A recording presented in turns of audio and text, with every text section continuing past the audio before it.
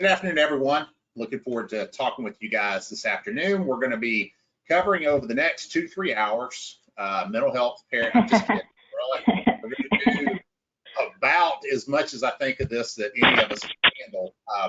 We're going to plan on going for about, I would say, maybe 30 minutes or so, or 40 minutes, and then we're going to get into questions. We're going to have time to get into a lot of questions.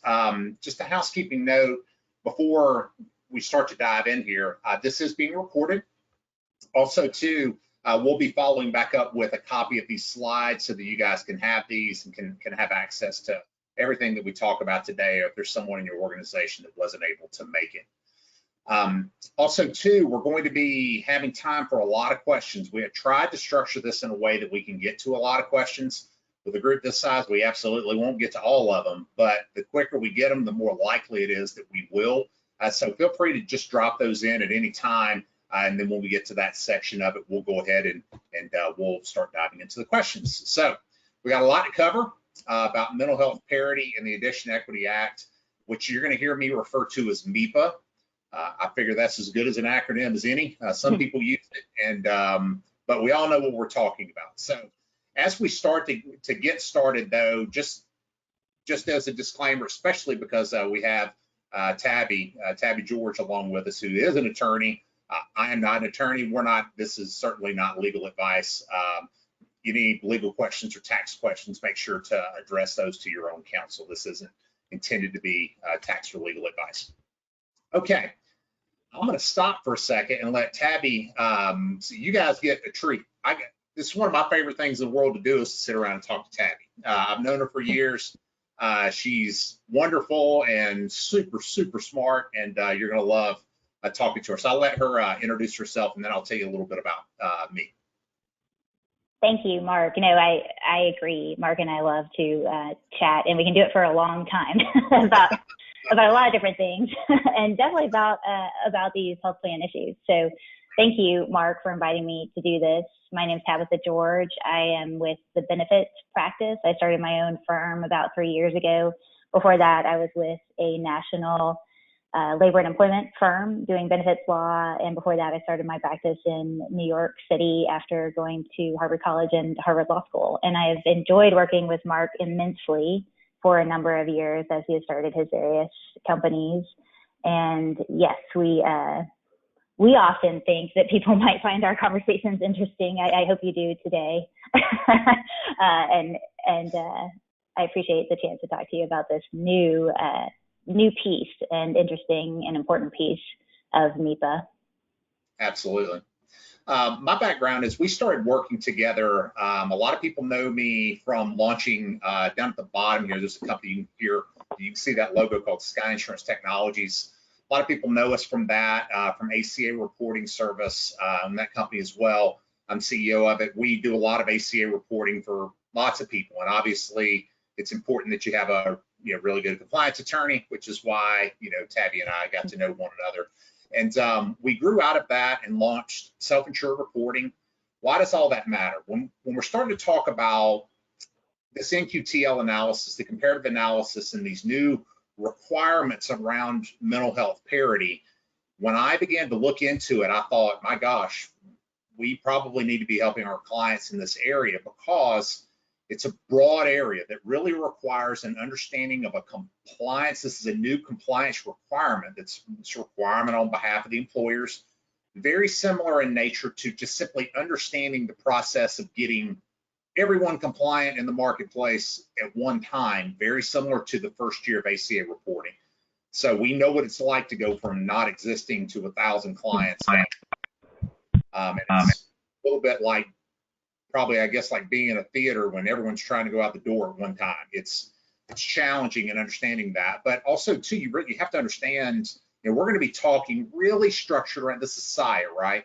We're going to be talking around self-insured groups. There's some reasons for that it's applicable to fully insured groups as well, but really when we're talking about what people need to do, we're talking about self-insured groups. And so we're going to go ahead and dive into an agenda. Now, this is broken up into a lot of bullet points on purpose, really just to be helpful to you guys when you actually get the slides. We're going to start by doing a quick review of what we're talking about in terms of mental health parity and the Addiction Equity Act. We're going to talk about when is this due? We're going to talk about when was this due, not is. This was due earlier this year. We'll talk about who it applies to, who's responsible for doing the things that have to be done, and what is the thing, this comparative analysis requirement.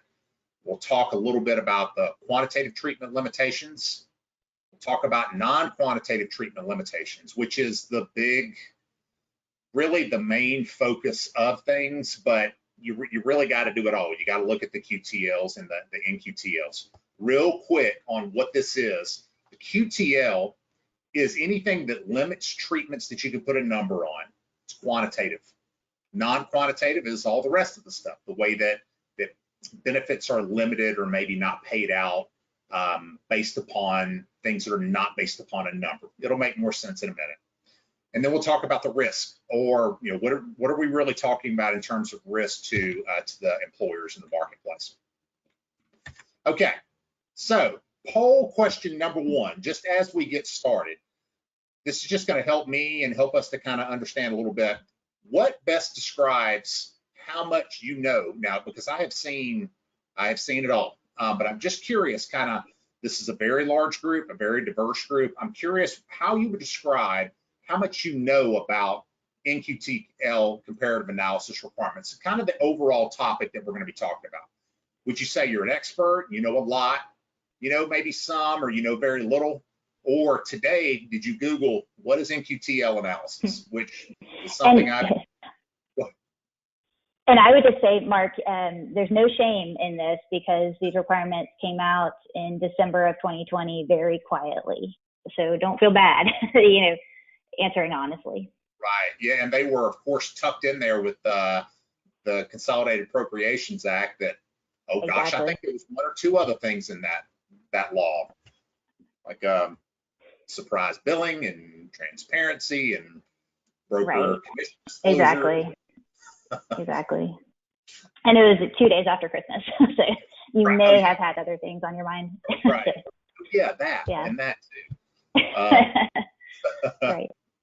All right. So, okay. All right. So that's good. I would say these results are actually pretty good compared to the way that it was maybe 60 days ago. The number of people, the vast majority of lots of TPAs even that I've spoken to personally, because it's self-insured reporting. A lot of you guys know who we are, but we're an analytics and reporting company. We're integrated with over 100 different TPAs and PBMs. So that's all we're doing, right? Is we're dealing with reporting and analytics on self-insured groups. And so we have a lot of relationships with TPAs. And I would ask them, and I would ask the pharmacy benefit managers, like, what do you think about this? And the most common answer was, what are we talking about here? So Mental Health Parity and Addiction Equity Act, in its most simplistic Mark version. This is Mark version. This isn't Tabby's version. We'll get Tabby's version here in a second. Mark's version is you got to treat mental health and substance abuse the same way as you treat medical and surgical. That's really what we're talking about, and it's been the way that things, quote unquote, in the legislator's mind should have been since 2008, but in reality, when you look at the operation of the plans, it's not exactly the way that it's been. Tabby, I'll let you, this is your area of expertise. Yeah. Sure. Yeah, I mean, it's interesting to follow how this law has developed. It started with the Mental Health Parity Act, which was passed in 1996, which to me, 1996 will always feel like it wasn't very far away because I graduated from high school in 1998. But when you think back on it, it's actually 25 years ago that the Mental Health Parity Act was passed. And at the time, the proponents of that law, you really felt like this act was a stepping stone, a starting point. And all that act did was it only covered mental health.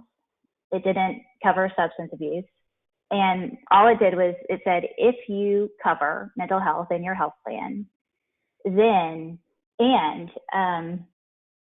you have lifetime limits or annual dollar limits on medical and surgical benefits, then you cannot have lifetime annual limits that are stricter for mental health benefits. And that's it. That's all it says.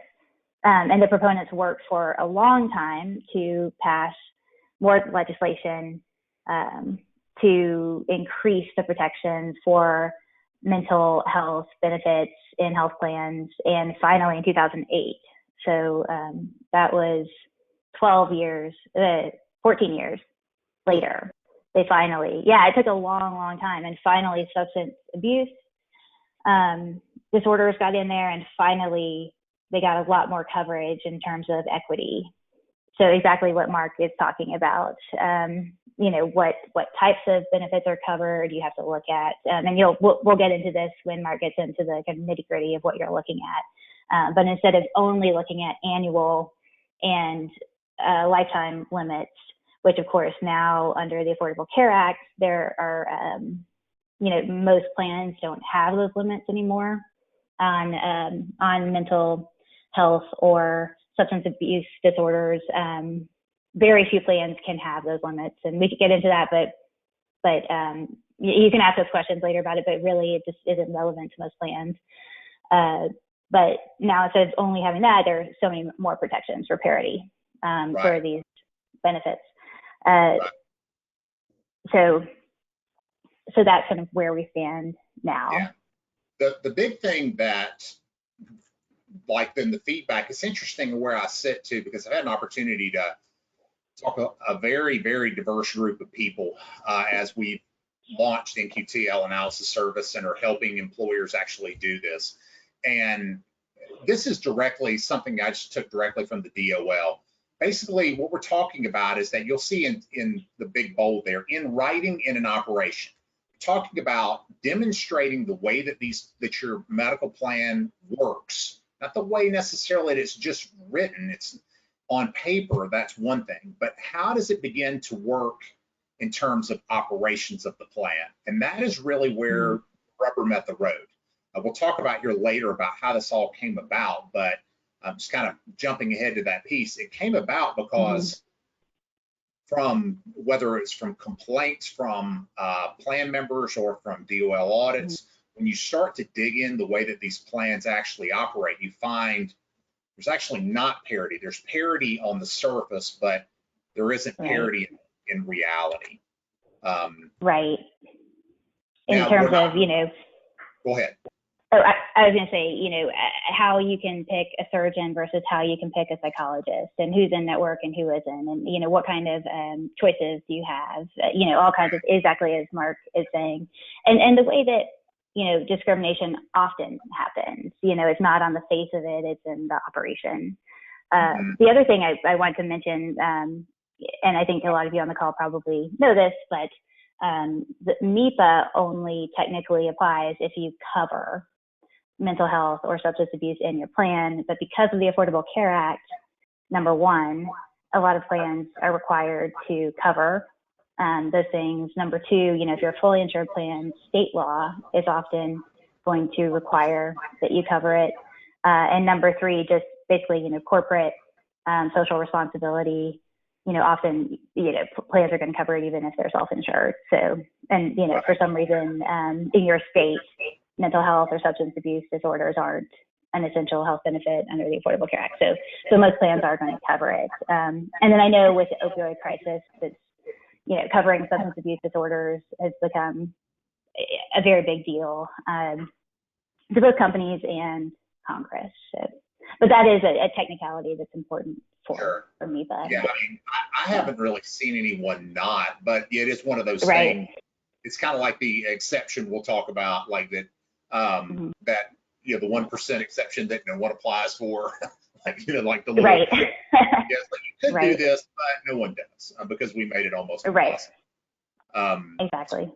But what we do know is that, assuming that you do offer mental health and substance use disorder benefits, practically speaking, again, everybody does, you're going to have to treat mental health and substance use disorders the same way you're treating medical and surgical. specifically in 3 areas. The financial requirements, pretty obvious, right? We'll hit that. But then we start getting into the treatment limitations, the QTLs, the NQTLs, and then aggregate and lifetime dollar limits, which again, that's not really much of an issue either.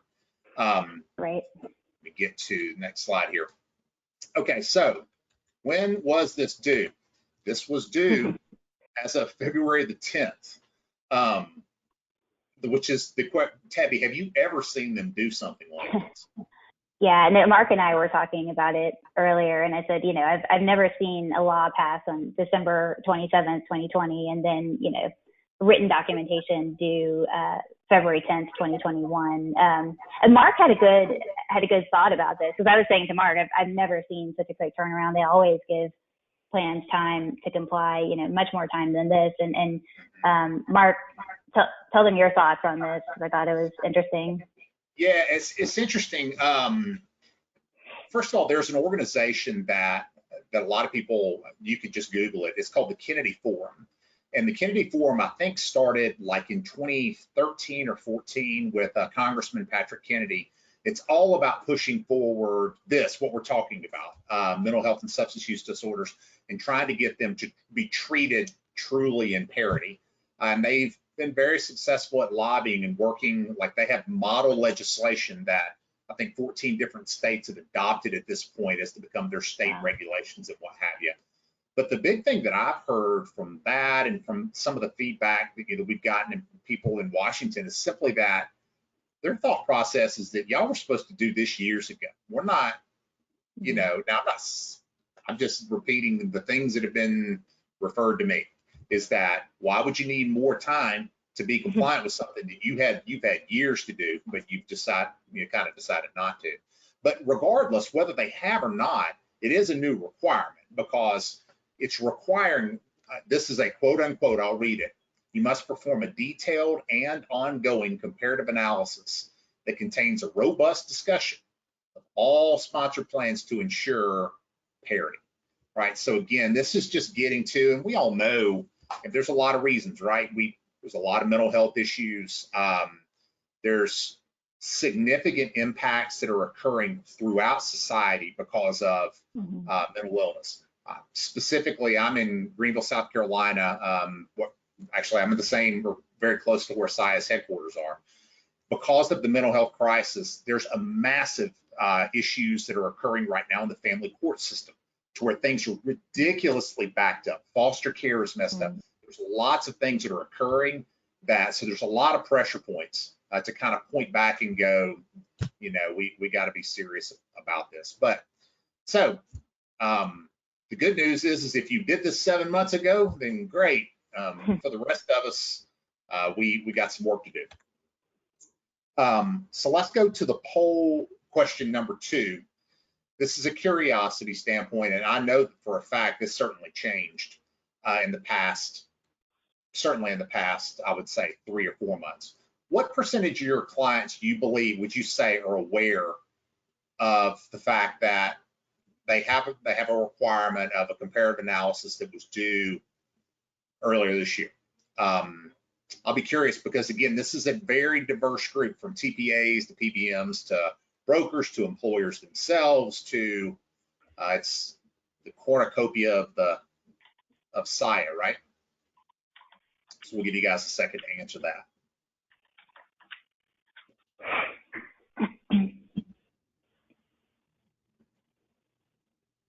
Tabby, I'm looking at the questions coming in. I've got a good one for you on autism spectrum disorder. We can get great. to. Yes.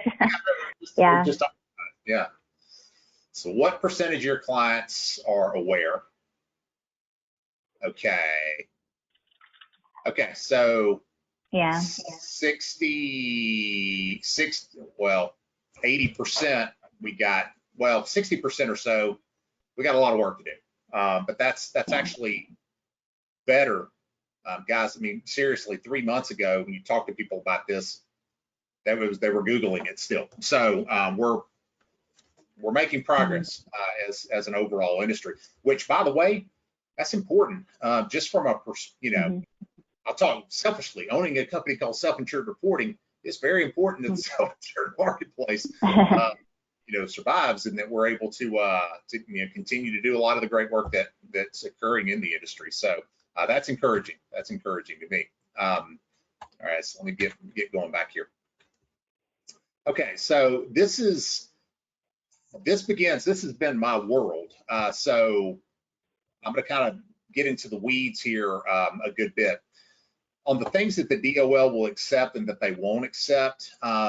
Historically, what's happened in terms of, and Tabby, I don't know if you've seen this, but that they'd say, I mean, we're compliant with mental health parity, like here, and they dump like a stack of stuff, in their lap and go, see right there, and they're going, no, we're not doing that anymore. Right. And there's nothing auditors hate more than a huge stack of papers. Yeah. Right. That is a way to get the auditor pretty angry. The best way to deal with a DOL audit is to do their job for them and give them, the smallest, most effective summary with tabs. I mean, you want to put tabs in there, you want to do their job for them so they can hand a file to their supervisor and say, done, right? Here's the summary, here's the quick report. You never want to give them a huge file and say, have at it, enjoy yourself. The Sandy Feingartz, who trained me in ERISA, she said, clients would come to her and say, oh yeah, we have a DOL audit. So we got the hottest room in the basement. We're going to put them down there. And she said, no. You want to put them in the most comfortable room, give them everything they want. And she had one client who was kind of the big company in a small town. And they took the sign that they had for their football stadium and said, welcome, Mr. John Doe to this town.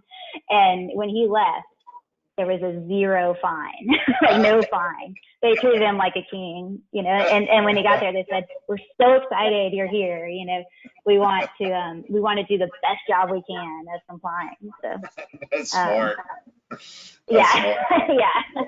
The big kind of an analogy that I've been using with people is that it's like I have to constantly remind my seventh grader that it's okay, like in math, it's nice, it's perfect if you have the right answer, but you still have to show the work, how you got there. This is the literally, quote unquote, in parts of the regulations, the show your work. They're not saying that, no one's saying that you're not compliant or whatever, but it's not enough to just be compliant. You have to show the work. And where this all really came from are those really three areas. The DOL audit results, which have not been great when they were in looking at this and the kind of things that Tabby was talking about, getting lots of documentation because people, DOL comes, you're freaked out, there's a complaint about mental health or something like that, which there's going to be more and more of those, right? Just because of the environment that we're in. And so you got the results that haven't been great. Two other big areas, of course, I talked about this, there's significant lobbying. There's lobbying not only from nonprofit organizations like the Kennedy Forum, but there's also organizations that are working with their provider base to make sure the providers understand what's up with these, right? So it's kind of like, is any self-insured employer ever had a dialysis center pay for COBRA premiums? Yes, they have, right? That's just a thing, right? And how did that happen? The providers became aware of a way that they could get paid. This is the exact same thing. So, we start talking about who can request it. If a member requests it, are they really gonna look? No, probably not. Maybe, but it's more likely to me to be coming from the providers, just in actuality. The other big thing that the research that I've had is that, like when you start talking legislatively to folks, is that they believe that there will be significant budgetary impacts of this to state budgets, which is huge for them. Why? They believe, and there's a lot of very compelling evidence, and the charts look pretty, right? Charts look very compelling, that if people are able to get the correct type of care for mental health and substance use disorders when they're supposed to get it, then it's not going to become a Medicaid claim, which is not going to cost the state as much money, just in overall, whether it's overrun court systems or anything else. prison systems, everything. Right. Okay, so it applies to fully insured and self-insured groups. Obviously, the overwhelming majority of people here, I would assume, would be self-insured.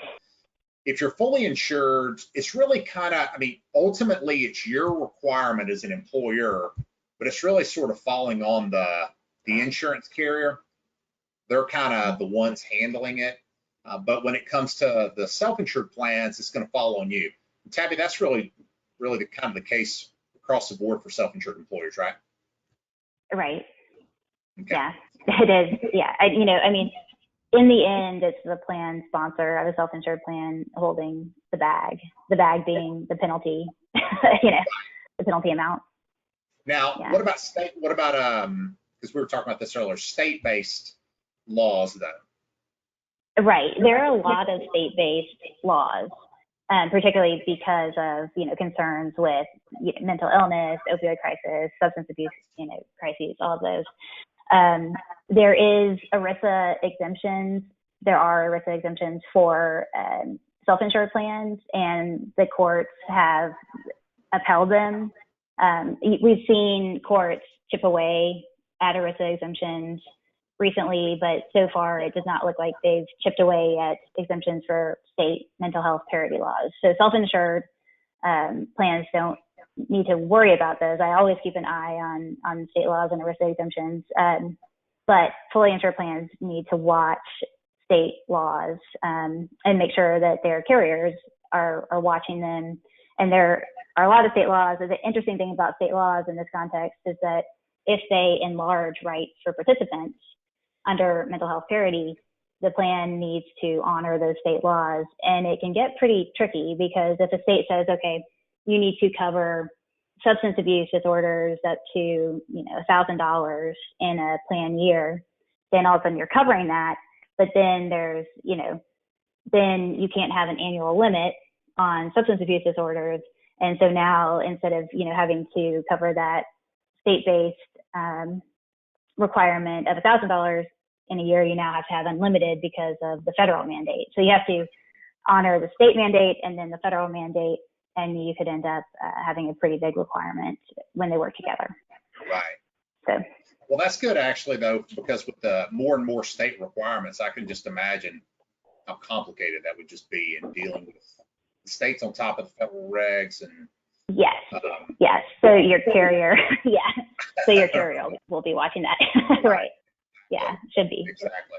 Well, good. Well, we'll stick with the one because the comparative analysis is bad enough. In terms of the comparative analysis, the big thing, first, just kind of summarize there, self-insured employers, we're talking about you as an employer. What we're not talking about is your TPA.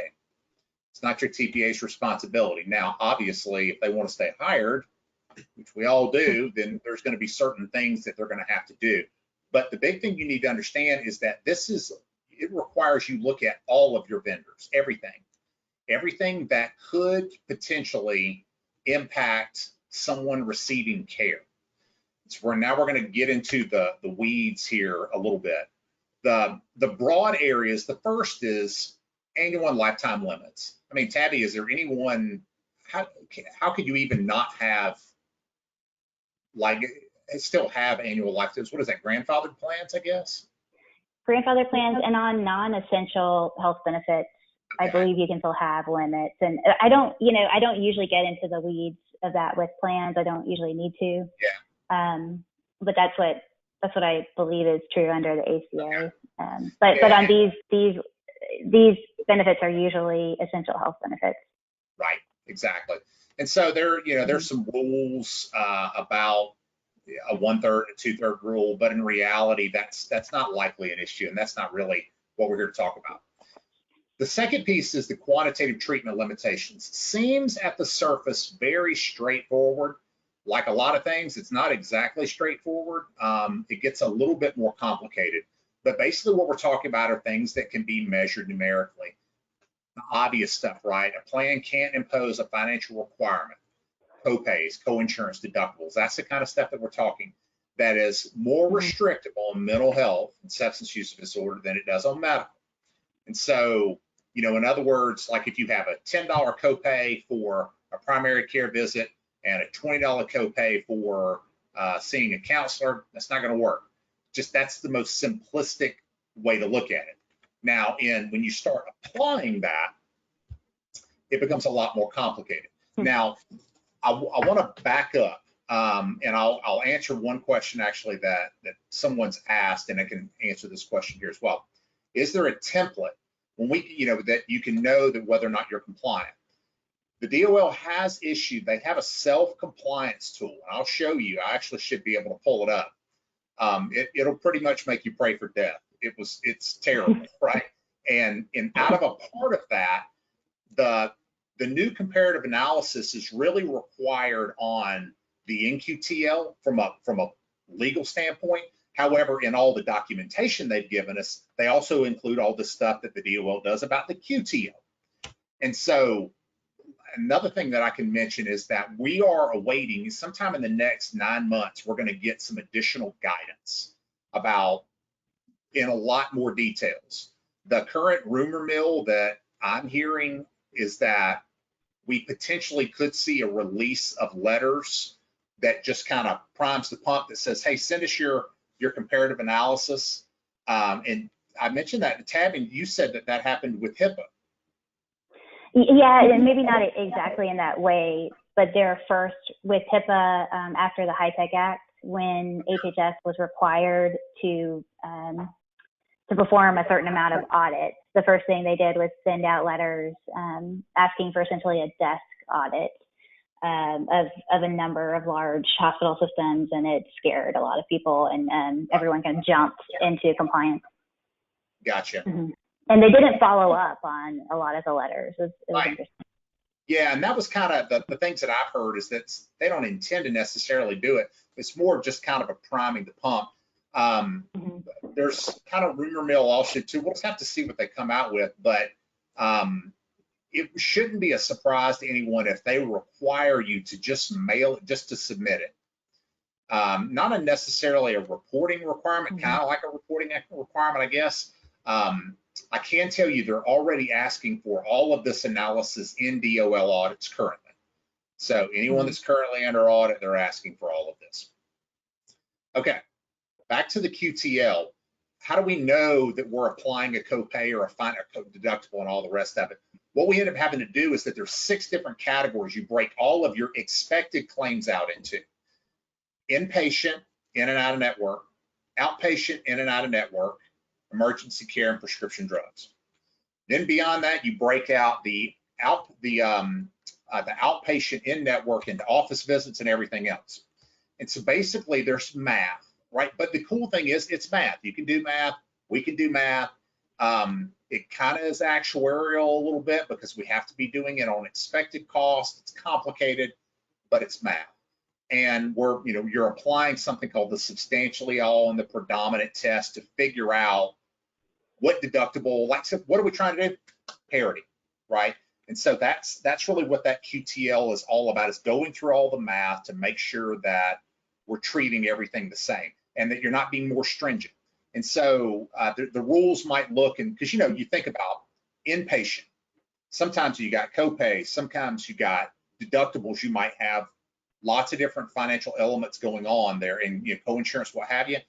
It's running through the math and then figuring out what is the most predominant thing that you're using here, and whatever that is, you can't do more on mental health than you're doing there. It's kind of what it comes down to. Fancy math. Now, when we get into the NQTLs, though, this is everything that restricts care that's not a number. So that the exact language says the processes, strategies, and evidentiary standards that limit the scope or duration of benefits. The ways that we're limiting these different benefits that you can get under your plan that aren't based upon a number. Now, I'm not going to read all this to you. I'm going to hit the highlights, but again, I wanted to at least provide you some of this basic information so that you guys could have it. Medical management standards. Well, first of all, let's think about the vendors, right? So first of all, the TPA, that's an obvious one. So you go, all right, well, what do you need to know about the TPA? The TPA auto adjudicates a lot of your claims. There's claim edits, there's rules that are based upon the way that claims are processed, because, you know, this is, you know, 2021. They're not looking manually at every single claim anymore. A lot of the stuff is auto adjudicated. What are those rules? What are the claim edits? How are people overriding claims?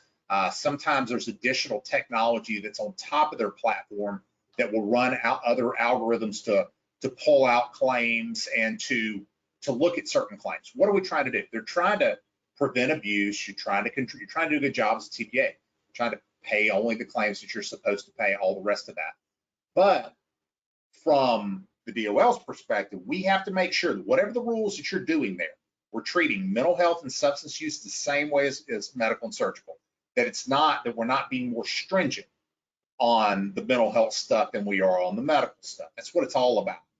And so what do you have to look at? You got to look at everything, right? All of those little pieces of technology.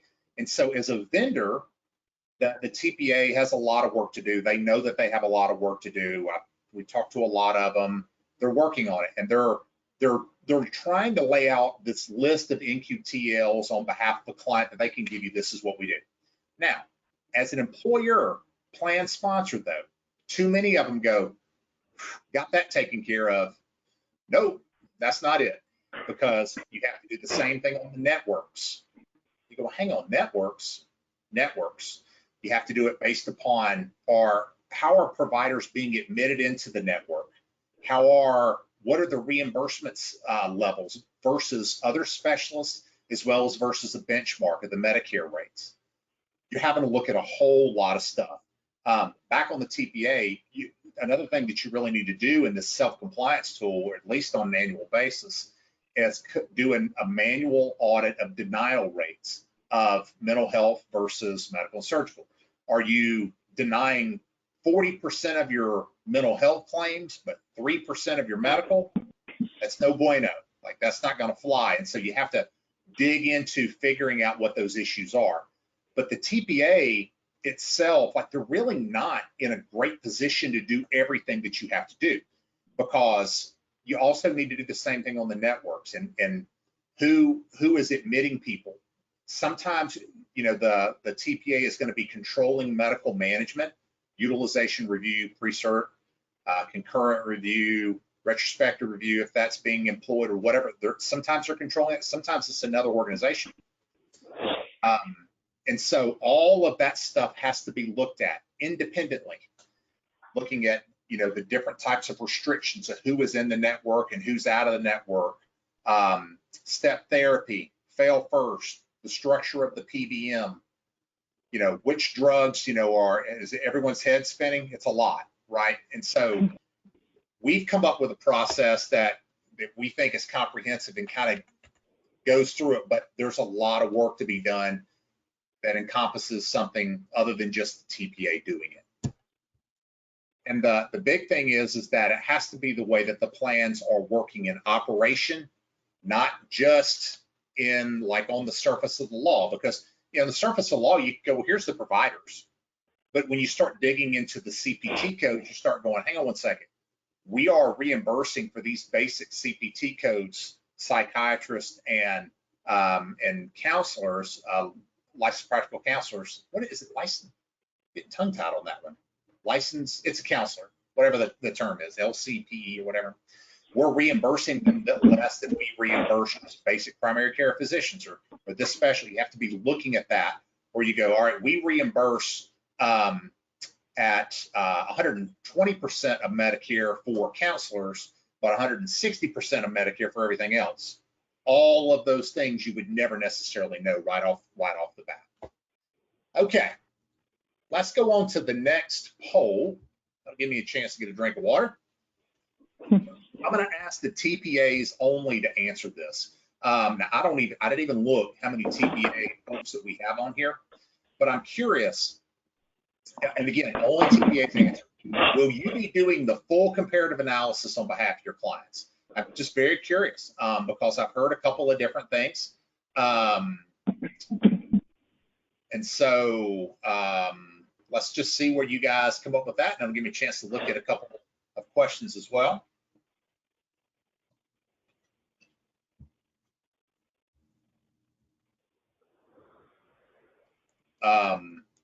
Oh God, this is a really, really interesting one. All right, so let's see how we're coming along here. Okay, so a third is going to be doing everything. And 2/3 are basically going to be referring them out. That's about what I see. What's the problem with that? The problem overall is that the marketplace thinks 100% of y'all are going to do it. And so, but you know, we're getting there. We're making progress. Some examples. There's so many things. There's so many things that you know, that TPAs don't do. You know, HIPAA, a lot of plan documents, and it makes a lot of sense because they're not legal counsel, or you know, they're not specialists. And I don't do it. I'm not going to be doing it, but I'll help with legal questions. But I just think, you know, if you're not going to specialize in it, and you know, a lot of TPAs can specialize in it if they put the work into it. But yeah, we didn't even. I didn't want that would be my guess. I know. I'm glad you are, Mark, because I'm not doing it. But I really didn't. But we were like, I think we're going to have to. I'm going to fast forward and really just sort of leave these couple of slides in there. These are just more examples of the ways that, you know, looking at comparative analysis and the soft stuff, like prior approval for treatment would be a great example, to where you have to dig in and be able to look and to be able to document. And again, one thing I should say, it's okay to have an NQTL. It's not that you can't. It's just that if there is, we have to be treating everything in parity versus medical and surgical benefits. And Mark, on that note, I thought you had a really interesting point when we were talking about telemedicine, which I hadn't thought about, because at first when you brought it up, you know, so many people have telemedicine as part of their plan now. And when you brought it up, at first I was thinking, well, yeah, but if someone has a counselor right now, they can do it by Skype or you know, and they can do it by phone. But really, if you're offering telemedicine, and so someone can, let's say they have a sinus infection, they can see a doctor that they haven't seen before by telemedicine, but you're not offering mental health or substance abuse care by telemedicine, especially, you know, maybe to establish care.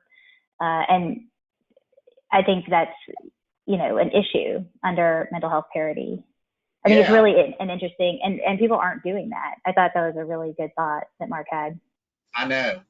We have, a lot of people know we have an app that ties into the only reason I know anything about that is we have an app called Plan Well Health that does health and wellness and ties directly back into the plan member that's integrated with our analytics platform. And we have MeMD as a telemedicine. You can integrate with whomever, but we have MeMD, so we have this relationship. And I know just simply because of the contracts, you contract, employer contracts with telemedicine or that plus telebehavioral health. And so when I started looking at the analysis, I'm like, all right, you have to break it down into office visits and not. If you're offering telemedicine for office visits, but you're not offering it for mental health, you know, now will they go, we're in a pandemic and they may, but I don't know. I mean, that there's no guidance I've seen on that. And that's another point to make, is that there is a kind of reprieve under the Families First Coronavirus Act that was also extended under the CARES Act, that any COVID coverage that's required by the Families First Act, which includes, you know, some COVID preventative and testing measures that have to be covered, you don't have to include those in your mental health parity analysis. So, you know, if you're covering those because you're required to at a certain level, you don't have to compare those to your mental health and substance abuse disorder benefits until after the pandemic has ended. So, but telemedicine isn't part of that requirement. So it's interesting. And I think it's probably here to stay as well. Yeah. Telemedicine. This is, I mean, it certainly is, I think. They've got me too spoiled for sure. And I have a lot of clients for whom it's really filling a niche. You know, if you've got guys out working in rural places and things like that, it really helps. Right. This is literally directly from the DOL. It just shows an example of the provider rates. There's another question, like someone that asked, we lease our provider network. Do we need an attestation from them? It's a little bit more than that because we got to go into details of literally how are we reimbursing based on your claims history for psychiatrists and licensed social workers and psychologists, and how are we doing that? Like literally this page is directly from the self-compliance tool that I'll pull up and I'll show you here shortly. These are a handful of do's and don'ts to where they just made it very clear, do this, don't do this. This is from the DOL this year. Do provide a detailed, prepare a detailed and thorough analysis, follow the contact requirements provided by the guidance. Now, I have heard some, there was an attorney I'd heard say there hasn't been any guidance. I was thinking, it really has. I mean, and I'll show it to you, at least what they're saying. You know, it's not, I think, as good a guidance as it will, but the self-compliance tool, I mean, if that's what they're using during audits, I mean, to me, that's about as good as we're going to get right now. We have to look at all the data processes and strategies that are being used to come up with these NQTLs. And you got to come up with very reasoned conclusions about why you're doing what you're doing. And this is what they say don't do. Don't be vague. Don't be cursory. Offer documents to review instead of the detailed report. Don't dump a bunch of documents on me. You can see the rest there. Don't assume somebody else is doing this for you. This is your, this is your analysis that has to be done. Now we're going to get into the risk, and then we'll be able to dig into the questions. To me, from a TPA's perspective, there's two huge risks. Number one, if you provided the plan documents to the client and the client isn't compliant, you're probably, I would think you have a decent chance to get blamed for it. The other thing that I've seen is in terms of EBSA, they do global enforcement sometimes, which basically means if they find one employer that's not compliant, they go, who's that employer's TPA or who's their PBM? Let's just go to that vendor. And if so, we can solve a lot of issues. Does that sound about right, sure. Tabby? Yes, for sure. Yeah, they like to, they don't want to waste their time. And so if there's a TPA that's not in compliance for one employer, they like to follow that lead. Right. Talk about lawsuits, Tabby. Yeah, I mean, that is the real issue under mental health parity, where you're going to get in trouble. Number one, individual lawsuits, and they can be very costly. If you've got a teenager who commits suicide, obviously there can be, really terrible situations. But also there are, legal aid groups and really powerful advocacy groups of lawyers who are looking to bring class actions and things like that. So I think lawsuits in terms of group health plans always scare me. That is a real liability for employer-sponsored plans. And while there's no private right of action under MEPA is incorporated into ERISA, and through that, it allows a private right of action. So it allows a participant to sue you. Not only can they sue you for benefits that are not in parity, but they can also sue you for benefits you did not offer. That has been successful before under ERISA. So that's fairly scary. Yeah, with the way that mental health is on everyone's minds, that's the thing that scares me to death. And I think about which I'm not an expert in fiduciary liability, but that would certainly be something to be talking about for that coverage. All right, let's hit this. Let's try to hit this last poll, and then we'll dig into some questions here. If I can get it going. Who do you think employers are going to blame for being out of compliance? Now, I'm connected to a whole bunch of people on LinkedIn, so I'm just very curious. We put this poll out not too long ago, and I was a broker for 15 years prior to selling that organization to Gallagher, and so I personally have an opinion that's, I think, maybe educated, or at least was educated. We'll see what everybody else thinks.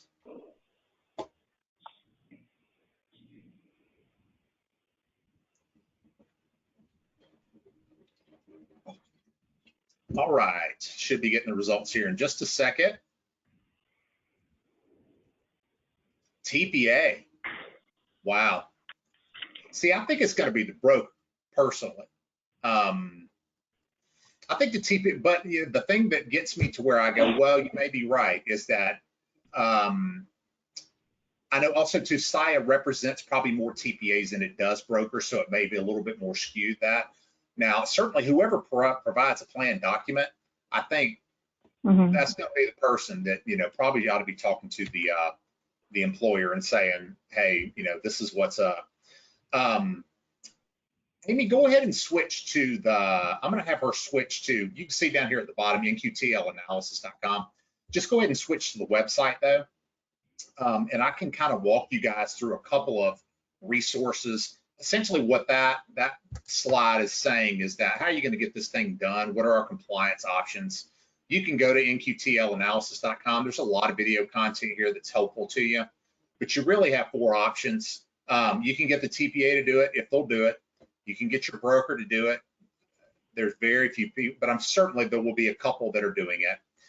You can DIY it. You can do it yourself. Now, this is the self-compliance tool. So if you want to know, one of the first questions is there a template?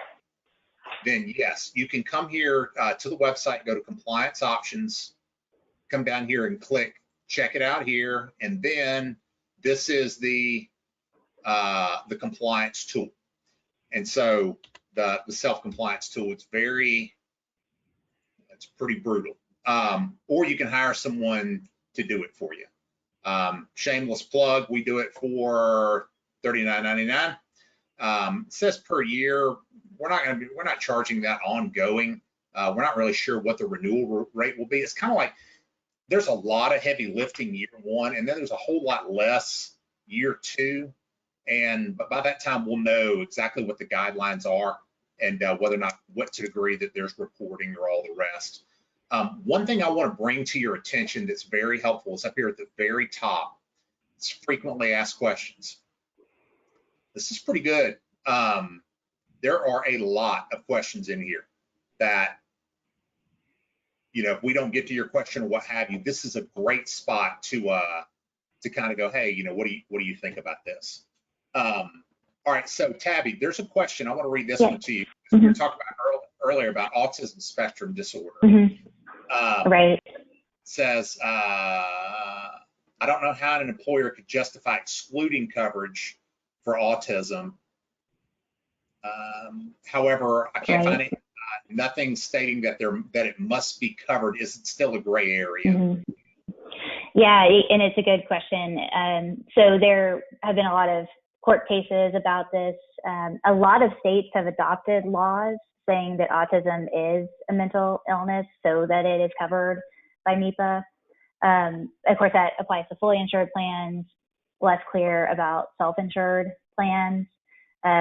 Something that is kind of a guideline. So self-insured plans can define mental health disorders for themselves, but usually they want to look at standards like the DSM, which is our diagnostic standard manual for, I think it's the American Psychiatric Association. I could be wrong, but that's in the United States, that's a well-accepted diagnostic standard for psychiatric treatment. And then there's an international standard that some plans use. And then there are state standards that some plans use. But you can always be sued as a self-insured plan. So what I would do if I was advising a plan about whether they could exclude autism, I would be looking at lawsuits in their state and following their federal circuit. So I think it would be difficult to exclude autism, but you'd have to look at the case law. Okay. All right, so I'm going to consolidate a couple.